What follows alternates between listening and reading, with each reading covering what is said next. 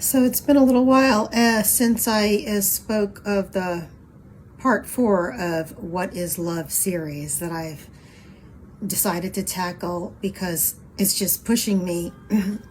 My own research has pushed me into creating a definition for love, since there is none out there. Not even the dictionary has a definition. The dictionary lists traits, characteristics, and attributes, but not a definition. So the definition for love that I made up, that I haven't seen anywhere, and no love guru, expert, or specialist has said these words, which are: love is attending to the emotional well-being of another being.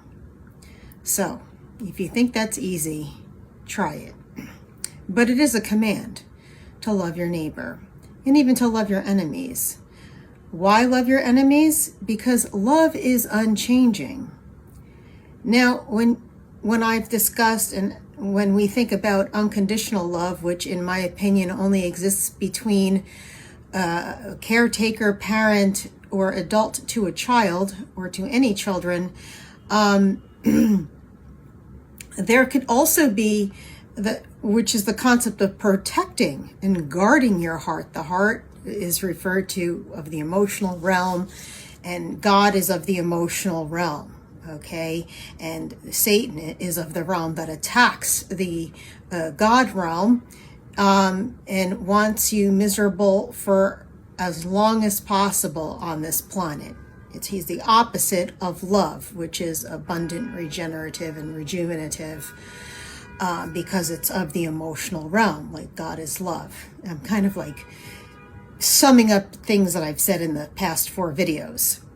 So when you have unconditional love for a child, well, you're supposed to have it for yourself, which allows you the capacity, because it's about a capacity, to love yourself first, which is loving God, which is loving the God within. The unconditional is for yourself and for children. But everything else after that is absolutely conditional. Okay? Don't ever think that love is unconditional between 2 adults. And love unconditionally also includes, I have a note here, includes rejecting someone for who they are, okay? Rejecting someone for exactly who they are, which is the love your enemies, because love is a constant.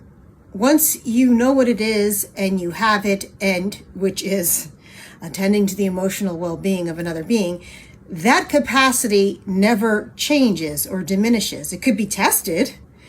However, the knowledge is out there.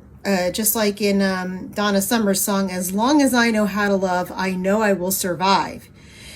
There are some very good examples of what true and real love is, which we shouldn't even have to say true and real, but the concept and the action and the word of love is so distorted and misused. But that's the work of the dark side, or people who do not know that they're under the clutches of the dark side and have confusion. So confusion is also of the dark side. So my point for this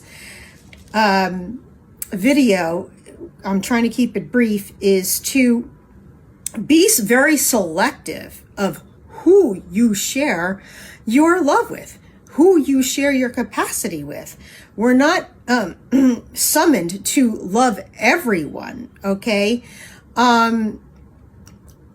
Personally, or without consequence for their behavior. As far as giving the emotional attending to another human being, attending to the emotional well-being of another human being, you can depart from the situations that are not reciprocal. Okay, so I talked about reciprocity and mutuality and of like kind. Okay, so that's what is necessary when dealing with adults and 2 adults. Doesn't matter the sex, of course. And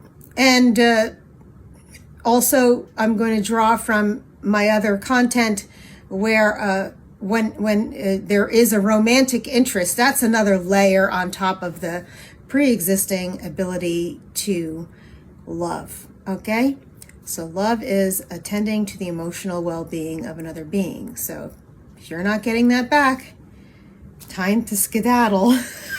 Time to go. I just had to say the word skedaddle. And I think that's all I wanted to cover today. You know, like I said, try it. It's not easy.